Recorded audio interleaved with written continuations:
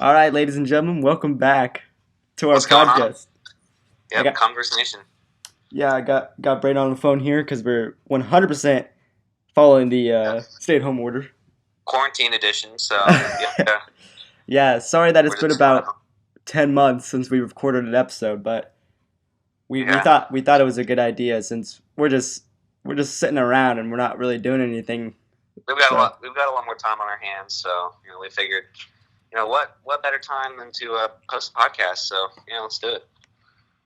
let's do it.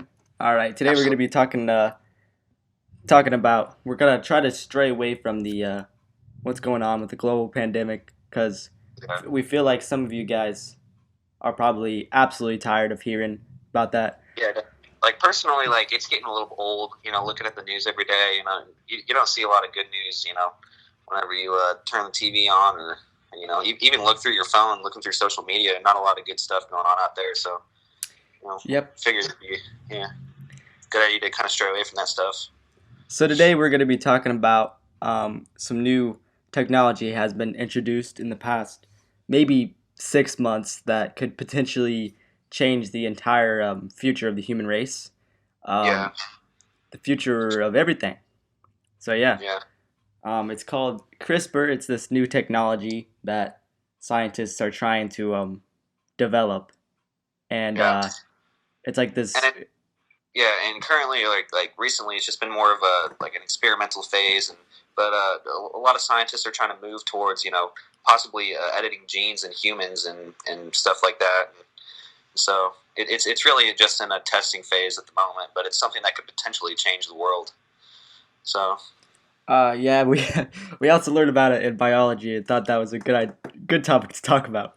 yeah, the e-learning is going on, so we're still doing that, but yeah, Yeah, had an it's biology assignment over it, so what I learned is it's like this kind of thing that I don't know how it works, but they put it where the DNA is and and it replaces like certain sequences within the DNA so that yeah, it could change the entire body.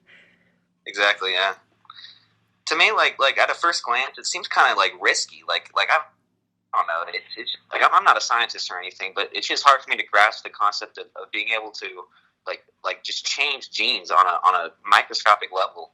And it seems like kind of a dangerous task, but I really do applaud the scientists that have the guts to be able to like take steps forward and moving towards doing this gene editing because it really does have the potential to be a really really good thing. So yeah, I'm really interested to learn more about this. So yeah, CRISPR.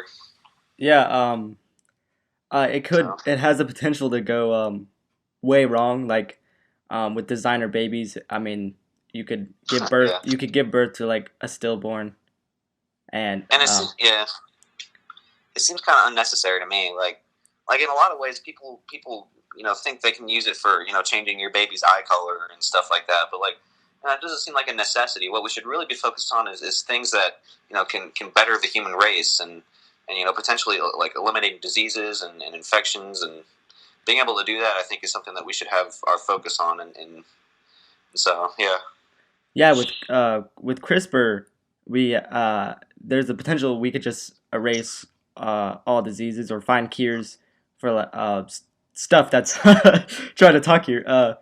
Stuff that's hard to like cure, like cancer or HPV or something like that, that people have to live with.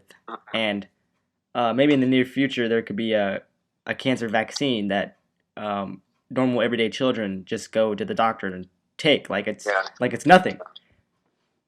Of course, that's kind of like the ultimate goal, like just being able to eliminate all diseases, like especially cancer, like just diseases that people have been working so long to fix, and CRISPR it has the potential to do that. That's why this is such an important thing to talk about, and it's something that everybody should be informed on and ready for whenever it does eventually have that ability to eliminate those diseases. So anyway, I think we should move to the article. The Oh yeah, yeah Brayden picked out this wonderful article here.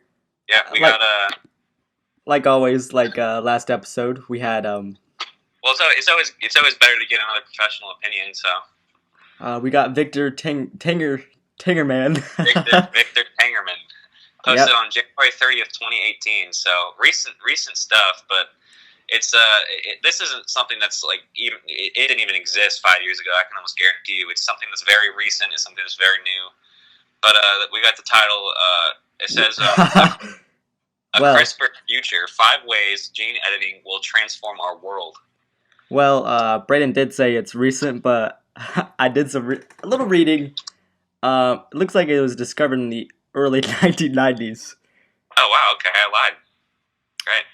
Well, Yeah, it says here, good old Victor's words says here that it was discovered in the early 1990s. Sorry, wow, okay. You and know what? first used in I didn't biochemical read the experiments. article that I pulled up. I'm smart. It was first used in biochemical experiments 7 years later. CRISPR has rapidly become the most popular gene editing tool among researchers in fields such as human biology, agricultural, and microbiology. Yeah, so definitely big stuff. Anyway, should we move to number one or? Absolutely. All right, so number one, we got CRISPR could correct the gene errors that cause disease. So that's like we said, that's kind of the main thing of like CRISPR. It's just like being able to correct like genetic errors, like it says, and like just fixing diseases and stuff like that. So that's kind of the big thing. And so yeah, pretty much it just kind of goes over like diseases like this heart condition right here. We got Hyper. hypertrophic cardiomyopathy is a heart condition that affects roughly 1 in every 500 people worldwide. Its symptoms are painful and often deadly. Mutations in a number of dominant genes cause the heart tissues to stiffen, which can lead to chest pain, weakness, and in severe cases, sudden cardiac arrest. So, all in all, like these kind of diseases, 1 in every 500 people, that's a pretty serious disease. Like a lot of people have this disease. And CRISPR, it has the potential to completely eradicate that disease. And that's something that we should really be aware of. And it's something that like could potentially be like really awesome for us. So, Oh, it also says here, thanks to recent medical advances, the average life expectancy of someone with HCM is close to that of the general population. So, they're getting pretty close to having that be eradicated in the early future. yeah, and that's that could also be like in thank like it could also be part like just basic like human evolution, because over years a lot of diseases that humans contract like we become tolerant to, and sometimes it can kind of like lessen the damage of the disease that at one point like really hurt people a lot. But yeah, CRISPR definitely had a hand in doing that, and so Yeah, right now the yeah, life expectancy is almost to that of a normal human, that someone with HCM. yeah, exactly, yeah. So All right. it's pretty big stuff. Like at the very least, like it doesn't have to completely eradicate the disease, but it can It can definitely help. increase the lifespan of those who do have the disease. So All right, let's move on to number 2 here. yeah, All right, it says CRISPR can eliminate the microbes that cause disease. All right, it says here, though treatments for HIV have turned the infection from a virulent killer to a livable health conditions, scientists still haven't found a cure. I can't read today. Uh, that could change with CRISPR. In 2017, a team of Chinese researchers, I'm trying to read fast, yeah, successfully increased resistance to HIV in mice by replicating a mutation of a gene that effectively prevents the virus from entering the cells. yeah. Uh, So like they said, like they're a team of Chinese researchers. They're using it on mice. It's not really something that people are using on other people like right now, but it's really in a testing phase. But not only can CRISPR like less the or increase the life expectancy of people with diseases, but it can completely eliminate that disease as soon as it enters the body, which is kind of what it goes over here in number two. Number two, CRISPR can eliminate the microbes that cause disease, so that's kind of a big thing right there. So, and yeah, and it could either if it can successfully increase resistance to HIV in mice, then who knows what it can do for humans in a couple of years. So, it's a yeah. pretty big thing. As of now, we're not getting human test subjects because who knows what will happen. Um, Right now, well, it says actually that another gene editing trial in China is due to begin in July 2018. Yeah, I So was that reading that too. Yeah. and will attempt to use CRISPR to disrupt the genes of human, well, HPV, a virus Yeah. that is shown to cause cervical cancer tumor growth, effectively destroying it. So we So don't know boom. we don't know how Yeah. that how that is right now, but all right. That's definitely a big step forward. So well, let's move to number 3. We got CRISPR could resurrect species. So that's pretty big. In February 2017, Harvard geneticist George Church made a surprising announcement before the annual meeting of the American Association for the Advancement of Science. He claimed his team was just 2 years away from developing an embryo for an elephant-mammoth hybrid. Now, And keep in mind, in February of 2017, so it's already been 2 years after that. Who knows if they were successful or not. But like that's pretty big, an elephant mammoth hybrid, which is something that I've never heard of, but now definitely sounds. I do have I do have something I got to say about this. Now, Yeah, I've been growing up watching Jurassic Park. I'm not sure about resurrecting species like that because uh, maybe dangerous species went extinct because for a reason, natural yeah, selection. that's true. Yeah, that makes sense. Like I'm sure it's okay to bring back like a mammoth because it's like an Hmm. elephant. It's not like gonna kill us. Exactly. Yeah. But if they ever get like way too far ahead and start making dinosaurs, then Yeah, I might that not. would be dangerous. That wouldn't be good. There's like 5 movies out there Yeah. explaining why that is a terrible idea. Yeah. I mean, Exactly. that is pretty cool, cause but how? I mean, that's a huge thing for the advancement of CRISPR. But I mean, how well will a extinct animal survive in the environment that's surrounding us today? Yeah, Like, it's like they went extinct for a reason, and it could very well be because they couldn't like deal with the environment that's going on today in the modern world. So like yeah, uh, I think as long as like this is kind of a good thing, it's kind of a cool thing, but as long as they just kind of keep it under wraps and like they don't let anything to go too out of hand or anything like that, then like I think it's fine. Like I really think like it could potentially because you hear about species almost like getting extinct all the time and it kind of makes you sad, but it's like with this that's kind of a cool like thing. like a mammoth went extinct like due to natural like selection and causes like that. But I mean, if they can bring back like maybe tigers, because tigers are getting killed because of us, Yeah. and maybe they could bring back that. Maybe they could uh, help the ecosystem by bringing back stuff like that. But please don't please don't do dinosaurs. Just be smart about it though, because you don't want to ruin like the food chain or anything like that. Like I'm not crazy on that like kind of stuff, but but I mean, yeah, that's kind of cool. So let's go to number 4. All right. It says here CRISPR could create new, healthier foods. All right. Which something I think we're already doing, aren't we? GMO kind of stuff. Yeah, Even though, like, genetically modified organisms. yeah, However, some people don't really like that because, yeah, that makes sense. Like, yeah, I hear a lot of people say, "Oh, I don't want GMO stuff," because I mean, like, I want the natural. Because when you go to like a grocery store, you always see like, uh, yeah, like non-GMO and yeah. stuff like that. All right. Yeah, It says here CRISPR gene editing has proven to be promising in the field of agricultural research. Scientists from Cold Spring Harbor Laboratory in New York used the tool to increase the yield of tomato plants. The lab developed a method to edit genes to determine tomato size, branching architecture, and ultimately shape of the plant for greater harvest.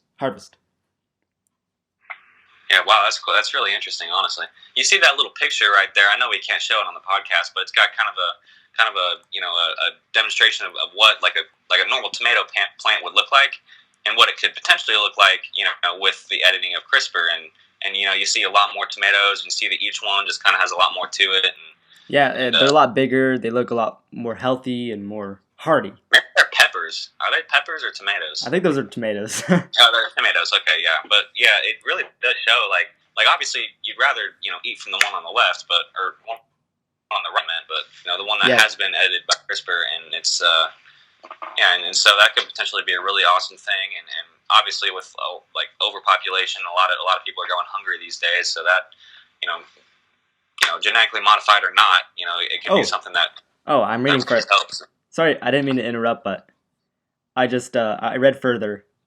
It says here. Okay. It says here in 2016, agricultural technology company DuPont Pioneer announced a new variety of CRISPR-edited corn that, because of how researchers altered its genes, is technically not a GMO. So maybe they're just making so that's the way that people can kind of breed these like fruits and vegetables and kind of say non-GMO. But yeah, that's kind of cool. Yeah. Yeah, I mean, this does actually seem like a pretty good idea, because it could potentially make the certain fruits and vegetables get like more nutrients, and maybe make it easier to harvest, stuff like that, and eventually, like have like a super fruit or super plant or something like that that could help everyone. Yeah, and I'm going to read a little further here. It says, the distinction between GMOs and gene-edited crops is fairly simple. Traditional GMOs are made by inserting foreign DNA sequences into a crop's genome, transmitting traits or properties to future organisms. Gene editing is more precise than that. It makes precise alterations to genes in specific locations of the native genome, often knocking out certain genes or changing the location, all without introducing foreign DNA. And so that is kind of the difference. And GMOs, obviously, it requires you to introduce foreign DNA, and that's kind of what a lot of people kind of stray away from. They're like, oh, I don't want that. That's kind of weird. It kind of seems like they're taking like for instance, corn. If you're gonna like maybe they take a non-healthy, like a not very healthy corn plant, and they take a really really healthy corn plant, and they take the healthy corn DNA, and they insert that into the non-healthy corn to make that non-healthy corn, better. So they're taking like, it's not like they're injecting pepper DNA into the corn, if that makes sense. Yeah, so it's definitely something that like I think a lot of people will like be a little bit morally okay with, like not having to eat created by genetically modifying the food. So that's something that's good. But so let's move to number 5. So this is the last one here. We got CRISPR could eradicate the planet's most dangerous pests, and right here we got a giant picture of a mosquito, which right off the bat, I would love that to not exist. You got those skeeters. Yeah, those things are annoying. Yeah, and they cause diseases. Yeah, exactly. Like a lot of diseases. I heard something crazy not too long ago that like mosquitoes cause a lot more deaths than like add up every single death from every single recent war, and that's still not gonna even compare to the amount of deaths that mosquitoes cause every single year. So, oh wow. Yeah, it's kind of crazy. But anyway, we got a gene editing technique like CRISPR could directly combat infectious diseases, but some researchers have decided to slow the spread of disease by eliminating its means of transmission. Scientists at the University of California, Riverside, developed a kind of mosquito that is uniquely susceptible to changes made with CRISPR, giving scientists unprecedented control over the traits that the organisms pass to its offspring. So basically, like all in all, like to summarize, we can literally edit the genetics of these of mosquitoes to where they can't transmit diseases from organism to organism, and that makes it a lot easier for mosquitoes not to give humans diseases and stuff like that. So that really makes it a lot easier for. No matter what, I'm not gonna like a skeeter, because it doesn't. I used to get pretty bad bites that would that would be like huge, and it hurts. And I mean, what good is a skeeter? I mean, how do they really help the ecosystem? That's skeeter. I've seen crazy like videos and pictures of people who just got like crazy mosquito bites up and down their arms, and like those things are everywhere. Like it's especially crazy. if you live in like kind of like a tropical area, like places that like mosquitoes are like like usually like around and stuff. You get mosquito bites all the time, so this is something that's really big, and being able to stop them from transmitting diseases is something that's really good. Like, Yeah, and maybe in the future I'm able to go into like a woody area and take a hike without getting bites all over my body.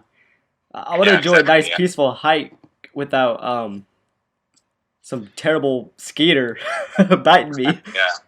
Yeah. Like I don't like any bugs at all. Even just like, I don't know, like a fly. I don't even like bugs.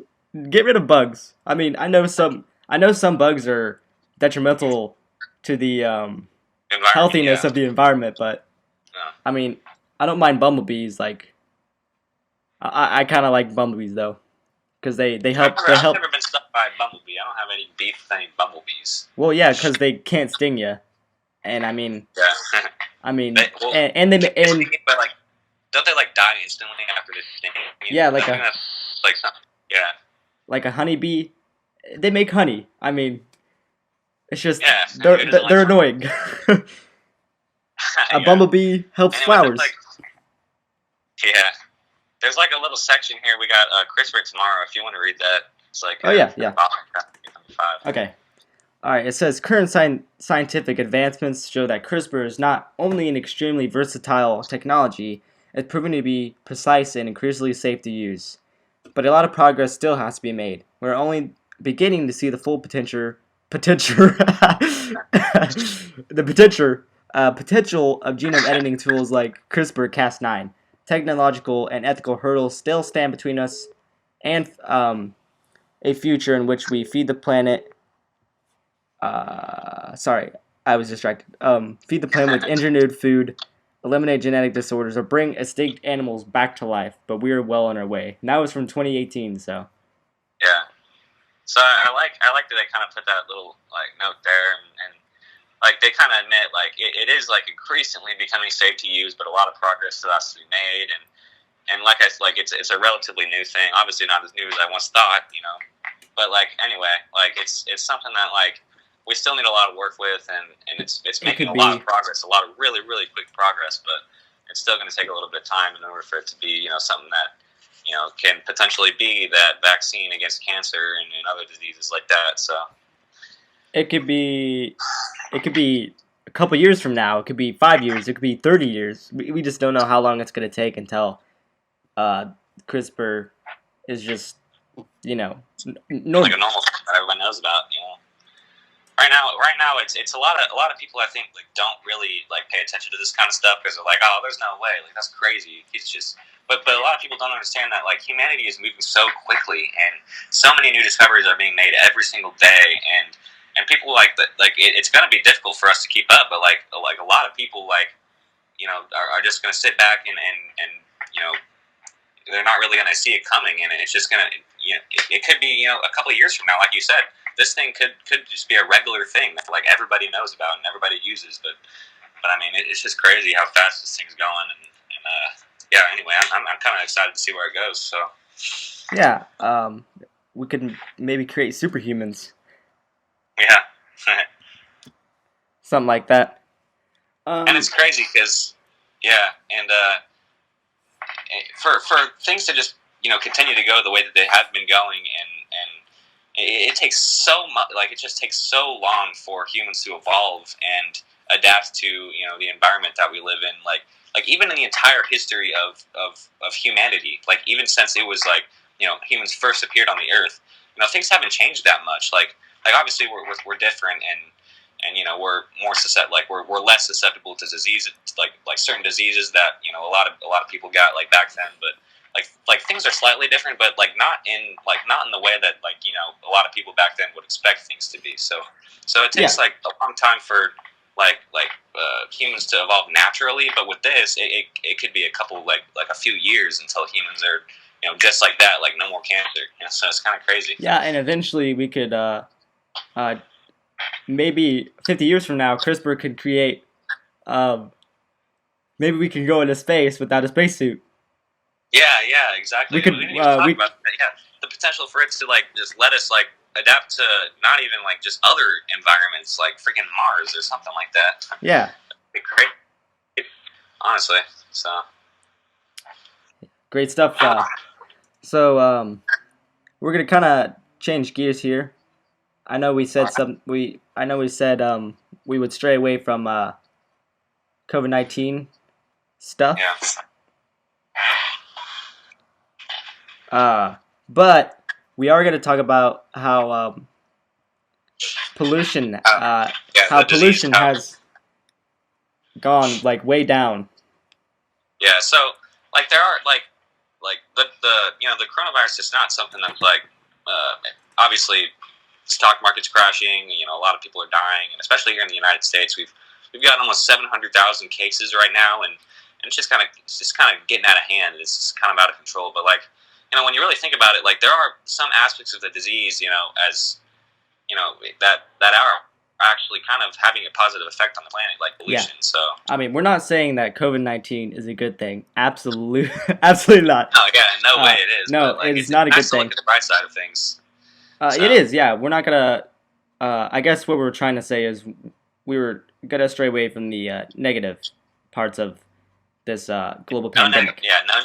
No negativity allowed. Absolutely not. Not in this podcast. Yeah. I know Italy was it was affected by it pretty heavily, but it was also the environment has shown some pretty positive effects. If you go to Italy, I don't know. I've been to Italy and I didn't really see the water and stuff. I guess because I was more in the Rome and the Vatican City area, but I've seen pictures where it was a before and after. The water was like dark and murky and gross, and now you can see the fish. The swans are coming back. It's nice and clear. Yeah, and that's even in the United States, this kind of stuff's going on. Like, there was a photographer who happened to take a picture of San Francisco right before this this disease started really taking effect in the United States, and you could barely see the buildings, from where it was standing, and he took a picture a couple of weeks after the virus started, and things were starting to clear up. It wasn't a significant difference, but and then he took another picture like a couple of days ago, and everything's just crystal clear. Like there's just no pollution in the sky, and it really shows. Like before this thing started, pollution was so bad that it was difficult to see like just skyscrapers, like just giant buildings that are in the sky, simply because of the fog that's in the air from just the nasty fog that was in the air from the pollution. Yeah, the smog. So like it's good to see that pollution is kind of going down a little bit, but obviously this isn't a good thing that's going on. But I mean, it's something good that's going on. Yeah, and all across the world. So yeah, and it's good to see that our it seems kind of like how our planet is healing. Obviously, there's a lot more pollution that that is just irreversible, like all the plastic in the ocean and how like the sea turtles are being affected and stuff. But it's cool to see that the air and the light pollution has gone like significantly down, and that the air tastes sweeter, and the birds are chirping out there. It's cool to see that, and that's good to see. So I guess gives you something nice to look at when you're stuck at home, looking out the window, seeing all the birds flying in the sky, clear skies, and no pollution. So yep, it's nice. So I mean, there's still some good stuff out there, No, don't think the world's ending, because trust me, it's there are things that aren't. The world's already ending. It's getting worse. Yeah, the world's not ending, so don't think it is. Which kind of relates to our our previous episode. Oh yeah. Yeah, I guess that does relate to in a certain way. It all comes back around. Yeah, I mean the planet. How old is the planet? Like several billion years old. I mean the planet has seen everything. The planet has seen the dinosaurs, for God's sake, those big monsters. The planet has seen the Ice Age, Pangea. It's the planet's constantly changing. Mhm. and it's seen everything. And as of now, when I'm thinking about it, I mean, I know we talked about how the world in the last episode, the world is doesn't look too nice, and it could potentially be ending. But the world has seen everything. Maybe maybe the Earth isn't dying, but the human race is. Mhm. I know that sounds pretty Morbid. yeah, But that yeah, sounds it does sound morbid, but um right now it seems like we're getting a lot better, and maybe the human race isn't dying. Like with CRISPR, um, we have the potential of surviving a lot more things, and I have a feeling that the planet will be able to withstand the pressures it's recently been, trying to handle. yeah, and like with a lot of people, working on trying to cure this virus and finding ways to find a vaccine. Like CRISPR, it's more of a long term solution to this problem. In the next 20 years, I'm sure they'll be working. Scientists that focus mainly on CRISPR and how it can change DNA and how it can genetically modify humans. They're going to be focused on how to stop this virus because right now it's a global pandemic. I haven't been to a Walmart in the past couple of weeks where less than half the people in the Walmart aren't wearing masks. So I mean, it's just crazy, how it's affecting our world, and it would be kind of I would be kind of scratching my head if I were to find out that CRISPR wasn't focused on trying to stop this virus and find a way to permanently stop it from Yeah, having an effect on humans. So yeah, I'd be like, like stop making healthy plants. I mean, CRISPR has the yeah, potential to destroy. I mean, if it has the potential to destroy every disease, I'm sure that they're. I'm sure. I mean, somewhere, some scientist is like, we have to use CRISPR. Like, let's see what we can do, and like, just don't lose hope. I mean, with and especially with stem cells too, because like we can use stem cells to create anything. Like new organs, like yeah, combine CRISPR and stem cells and possibly make like a disease-free organ. Like an organ that's basically disease-proof. yeah. Like So that would just be crazy, and it's not everything is going to happen, in our lifetime. It's kind of sad to think, but in the next 1,000 years, like if you really think about it, 1,000 years, the way things are moving at this rate, and the way like just so much is being discovered every single day. In 1,000 years, who knows what humans will evolve to? Who knows what we'll even look like? I mean, I've heard people. I've read articles. I've watched YouTube videos about like potentially humans just looking like exactly the same. Like everybody just looks exactly the same.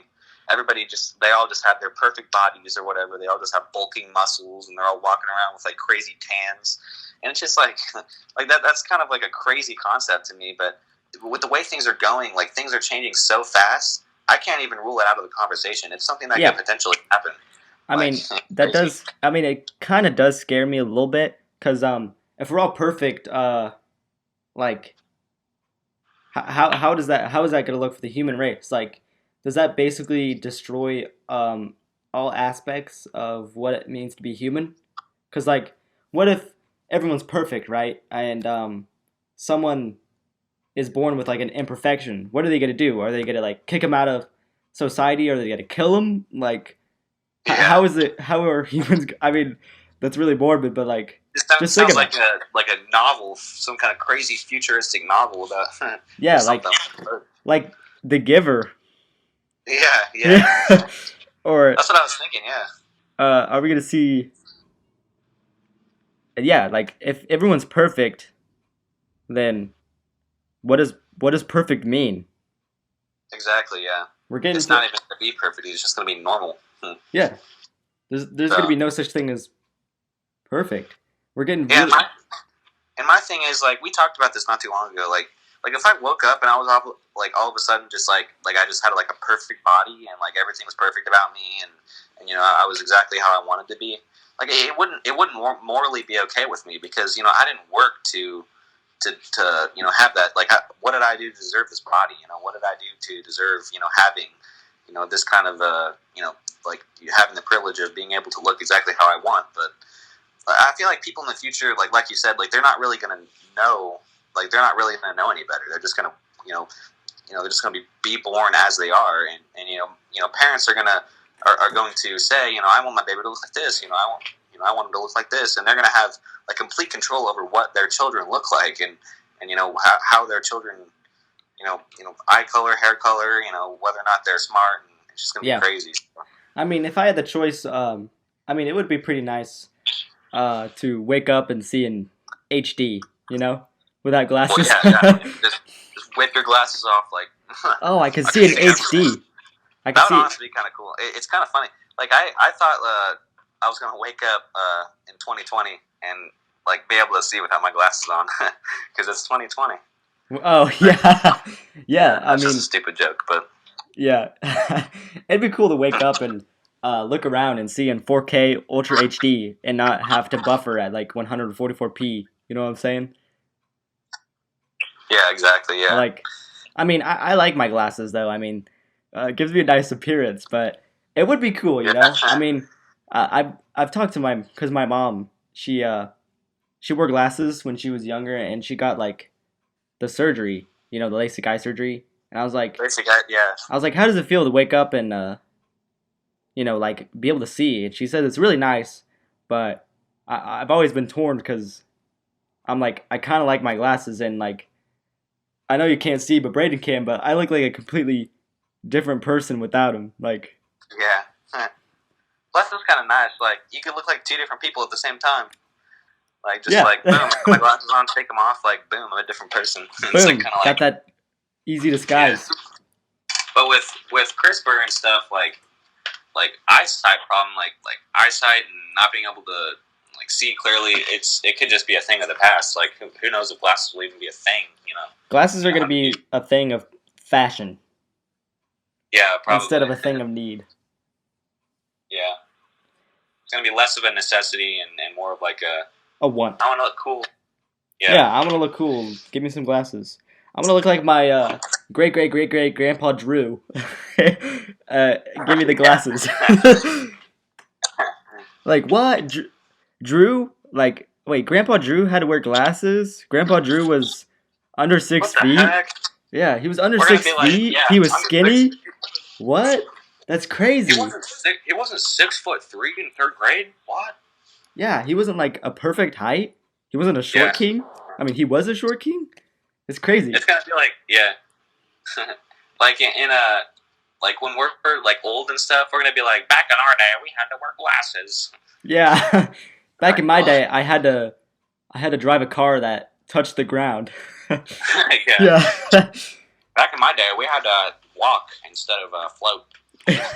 Yeah, we didn't have hoverboards like Back to the Future. We had to I had to walk between classes instead of, get hologram lessons. Off the ground. Yeah. the great pandemic of 2020. I had to live through the great pandemic of 2020, and we didn't have any of those teleporting things that you kids use these days. Yeah, we had to actually get in a car and drive. Yeah, drive. I had to look-see through my glasses. Yeah, everything's gonna be different.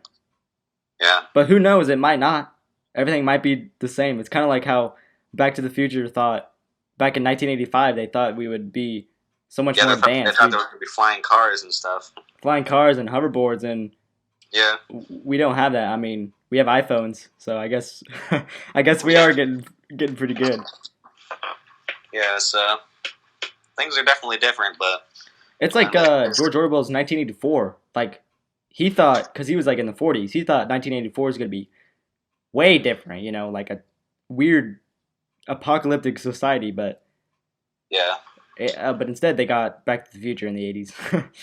Yeah, and that's a heck of an upgrade. Like, dang, Back to the Future, but it's hard to predict. As of now, the only thing of the future that we can predict is the weather. Yeah, at this point, yeah. Who knows? It's supposed to be really nice.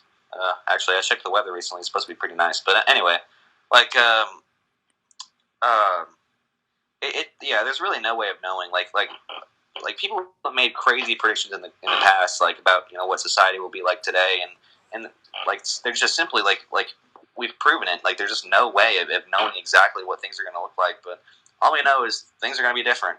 Like things are going to change. Yeah, there's no way. Like, okay, and maybe last summer, if you told me that I would have to stay inside, that restaurants and movie theaters are gonna close, we're gonna have this life-threatening disease that is affecting every part of the world except for maybe Antarctica, I would have laughed. I would have been like, "That's crazy." Like, Yeah, exactly. I was like, I mean, there's no way of knowing that this would have came and hit us like this. Mm-hmm. Yeah, Like, and yeah, and like you didn't see anybody a year ago saying that kind of stuff. Like nobody knew that this was coming. Like it just happened. Like things just happen, and there's no way of knowing when or how or what is going to happen. But I mean, yeah, if you told me, that's how it goes. yeah, back in May when we last May when we made the first episode, like, yeah, you're gonna take a whole 11 months, and the next time you record it, you're not gonna be able to do it in person. I would have been like, Yeah, that's crazy. that's bull crap. That's bull crap. What are you talking Hey, about? listen, there you. I don't care about you. You're lying. Yeah, get away from me, future Drew. All right, looks like we're gonna wrap this up here. Yeah. Make sure to subscribe to me, of course, because Absolutely. I want the clout. Make sure to subscribe to Brayden. His thing is gonna be linked in the bio, and make sure to follow us on all. Absolutely. Make sure to follow us on all social media accounts, also linked in the bio, and we will add the source of the article that we talked about. Yeah, we should do that. So yeah. And if you're hearing this, that means you listened to the whole thing, and honestly, that's great. So thank you a lot. You're an incredible person. So thank you for listening. So well, see you around. Yeah. See you later. Make sure to subscribe. Stay safe out there. Yeah. Yeah. Stay inside. Wash your hands. Absolutely.